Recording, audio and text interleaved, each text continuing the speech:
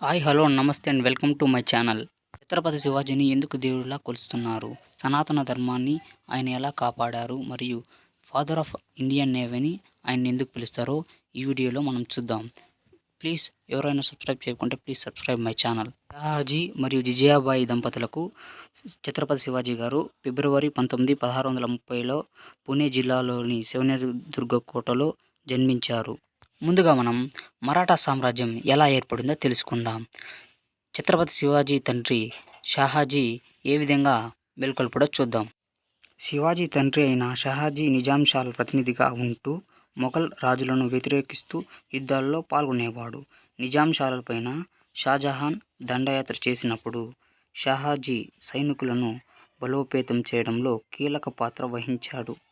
తన ఆదేశాలను ధిక్కరించినందుకు లఖాజీ జాద్వరావ్ అనే మరాఠా యోధుని నిజాం షాహీ ప్రభు హత్య చేయించాడు. ఇది నచ్చని షాహాజీ నిజాం షాహీ ప్రభు పైన తిరుగుబాటు ఎగురవేసి స్వతంత్ర మరాఠా సామ్రాజ్యాన్ని నాంది పలికాడు. ఛత్రపతి శివాజీ చిన్నతనం నుంచే రాజభోగాలు అనుభవించాడు. అలాగే రాజు యొక్క కర్తవ్యాన్ని ఎలా చూసుకోవాలో చిన్నప్పటి నుంచే నేర్చుకున్నాడు. రాజుకు కావాల్సిన విద్యలన్నీ చిన్నప్పటి నుంచే తన తల్లి అయినటువంటి జిజియాబాయి తన కుమారుడికి నేర్పించింది. ముందు ఛత్రపతి శివాజీ ఎలా యుద్ధం చేసి గెలిచాడో ఇప్పుడు చూద్దాం. ఛత్రపతి శివాజీ మహారాజ్ 17 ఏళ్ల వయసులో ఉన్నప్పుడు శివాజీ మొట్టమొదటి యుద్ధం చేసి బిజాపూర్ సామ్రాజ్యానికి చెందిన తోర్నా కోటను సొంతం చేసుకున్నాడు. అలాగే మరో 3 ఏళ్ల తర్వాత కొండన, రాజ్గఢ్ కోటలను సొంతం చేసుకుని పూణే ప్రాంతాన్నంతా తన స్వాధీనంలోకి తెచ్చుకున్నాడు ఆ మరాఠా యోధుడు మన ఛత్రపతి శివాజీ. చిన్న వయసులోనే యుద్ధాలు చేసి 3 కోటలను సొంతం చేసుకున్నాడని తనపై కక్షగట్టి ఆదిల్ షా చాలా ఇబ్బంది పెట్టడానికి చూశాడు. ముందుగా శివాజీ తమ కోటలను సొంతం చేసుకోవడం చూసి ఆదిల్ షా మోసపూరితంగా శివాజీ తండ్రి అయినటువంటి షాహాజీని బందీ చేశాడు.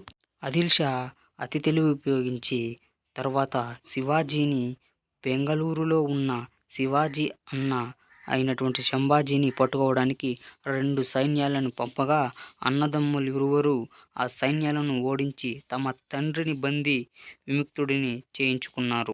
ఇలా అయితే కాదని ఆదిల్ షా యుద్ధాలలో ఉద్దనుడైనటువంటి అఫ్జల్ ఖాన్ను కలిశాడు.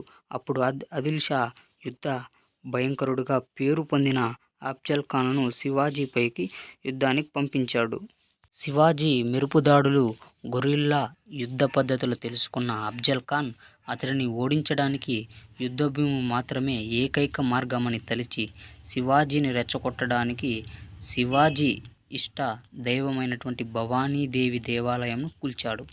ఇది తెలిసిన శివాజీ తాను యుద్ధానికి సిద్ధముగా లేనని చర్చలకు ఆహ్వానించాడు. ప్రతాప్గఢ్ కోట దగ్గర సమావేశానికి ఇద్దరూ అంగీకరించారు. అఫ్జల్ ఖాన్ సంగతి తెలిసిన శివాజీ ఉక్కు కవచాన్ని ధరించి పిడిబాకు లోపల దాచుకున్నాడు. ఇద్దరూ కేవలం తమ అంగరక్షకులతో గుడారంలోకి వెళ్ళి చర్చలు జరుపుతుండగా అఫ్జల్ ఖాన్ దాచుకున్న కత్తితో శివాజీ పైన దాడి చేసినప్పుడు ఉక్కు కవచం వల్ల శివాజీ తప్పించుకున్నాడు. అంతలో అడ్డు వచ్చిన అఫ్జల్ ఖాన్ సైనికాధికారులను శివాజీ సైనికాధికారులు అడ్డుకొనగా శివాజీ తన దగ్గర ఉన్న పిడిపులి గోర్లతో అఫ్జల్ ఖాన్ పొట్టను ఉగ్ర లక్ష్మీ నరసింహ స్వామి వలె చీల్చి చెండాడుతాడు. అఫ్జల్ ఖాన్ తప్పించుకొని గుడారం నుండి బయటకు పారిపోతుండగా ఒకే వేటుకు శివాజీ అఫ్జల్ ఖాన్ తల నరుకుతాడు.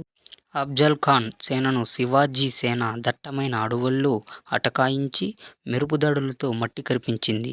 ఈ విజయంతో శివాజీ మరాఠా యోధుడిగా మహారాష్ట్ర రాష్ట్రమంతా పేరు తెచ్చుకున్నాడు. ఎలాగైనా శివాజీని అణచాలని బీజాపూర్ సుల్తాన్ యుద్ధవీరులను శివాజీ సేన వేల సంఖ్యలో వస్తూన్లను చంపి విజయం సాధించింది. ఈ సంఘటనతో శివాజీ కీర్తి ప్రతిష్టలు భారతదేశమంతా వ్యాపించాయి. ఎందరో హిందూ రాజులకు శివాజీ ఆదర్శంగా నిలిచాడు. ఛత్రపతి శివాజీ కొల్హాపూర్ యుద్ధంలో కీలక పాత్ర వహించారు. ఇది సహించలేని బీజాపూర్ సుల్తాన్ అరబ్, పర్షియా, ఆఫ్ఘన్ నుండి మెలికల్ లాంటి 10,000 మంది కిరాయి సైనికులను శివాజీని అంతమొందించడానికి పంపగా శివాజీ తన వద్దనున్న 5,000 మరాఠా యోధులతో కలిసి కొల్హాపూర్ వద్ద ఎదుర్కొన్నాడు. హరహర మహాదేవ అంటూ శివాజీ యుద్ధరంగంలో విజృంభించి శత్రువులను ఊచకోత కోశాడు. ఈ విజయంతో కేవలం సుల్తానులే కాక మొఘల్ చక్రవర్తి అయిన ఔరంగజేబుకు సైతం శివాజీ అంటే భయం పుట్టింది. శివాజీ నుండి ఎప్పటికైనా తనను ముప్పు తప్పదని ఔరంగజేబు భావించి సన్నాహాలు మొదలుపెట్టాడు. తన మేనమామ సాహెబ్జాన్ ఖాన్ను శివాజీపై యుద్ధానికి పంపాడు. వెళ్ళిన ప్రతి యుద్ధంలోనూ శివాజీనే గెలుస్తున్నాడు. ఇదంతా చూసిన ఇతర రాజులు ఛత్రపతి శివాజీపై చాలా కసి, కుట్ర పన్నాగం పన్నారు. 2 సార్లు పరాజయాన్ని ఎదుర్కొన్న ఆదిల్షా మూడవసారి సిద్ది జోహర్ అనే పేరు పొందిన సైన్యాధ్యక్షుడికి అపారమైన సైనిక, ఆయుధ బలగాలు అందించి కొల్హాపూర్ పంపించాడు. ఆ సమయంలో కొల్హాపూర్ దగ్గరలో ఉన్న పవన్హాలా కోటలో శివాజీ కొన్ని వందల మంది అనుచరులతో ఉన్నాడు. సిద్ది జోహర్ విషయం తెలుసుకున్న శివాజీ ఎలాగైనా పన్హాలా కోట నుండి తప్పించుకుని తన సైన్యం మొత్తం ఉన్న విశాల్గఢ్ కోటకు చేరుకుంటే యుద్ధం చేయవచ్చు అని అనుకున్నాడు. కానీ అప్పటికే పవన్హాలా కోట చుట్టూ శత్రు సైన్యం ఉండడంతో తాను యుద్ధానికి సిద్ధంగా లేనని దయతలిచవలసినదిగా సిద్ది జోహర్కు వర్తమానం పంపాడు.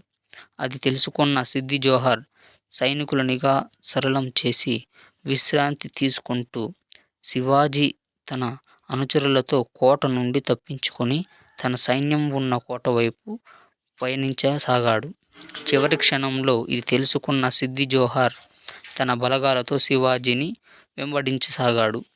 కోటకు చేరుకునే లోపు శత్రువులు తమను సమీపించగలరు అన్న విషయం గ్రహించిన బాజీప్రభు దేశపాండే అనే సర్దార్ 300 మంది అనుచరులతో కలిసి శత్రు సైన్యాన్ని ఎదుర్కొంటామని శివాజీని తన అంగరక్షకులతో ఎలాగైనా కోట చేరుకోమని చెప్పి ఒప్పించాడు.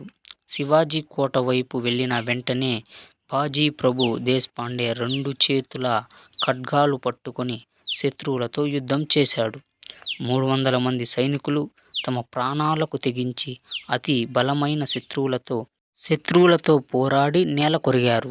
అప్పటికి శివాజీ తన కోట చేరుకున్నాడు. కోటలో తన అనుచరులతో చర్చించిన అనంతరం తాము సిద్ది జోహర్ సైన్యాన్ని ఎదుర్కోలేమని గ్రహించిన శివాజీ సంధికి అంగీకరించాడు. సంధిలో భాగంగా శివాజీ సామ్రాజ్యం స్వతంత్ర రాజ్యంగా గుర్తింపు పొందింది. సిద్ది జోహర్ విజయానికి బహుమతిగా పన్హాలా కోట లభించింది. ఈ యుద్ధమే సుల్తానులతో శివాజీ చేసిన ఆఖరి యుద్ధం. ఆ తరువాత కాలంలో మొఘల్ సైన్యంతో యుద్ధాలు చేయవలసి వచ్చింది. ప్లీజ్ ఫ్రెండ్స్, ఈ ఇన్ఫర్మేషన్ మీకు వర్తించినట్లయితే ప్లీజ్ ఒక్క లైక్ చేయండి. అలాగే మన ఛానల్ ఇప్పుడే గ్రోత్ అవుతుంది. ప్రతి ఒక్కరూ సపోర్ట్ చేయండి. Subscribe my channel. Thanks for watching.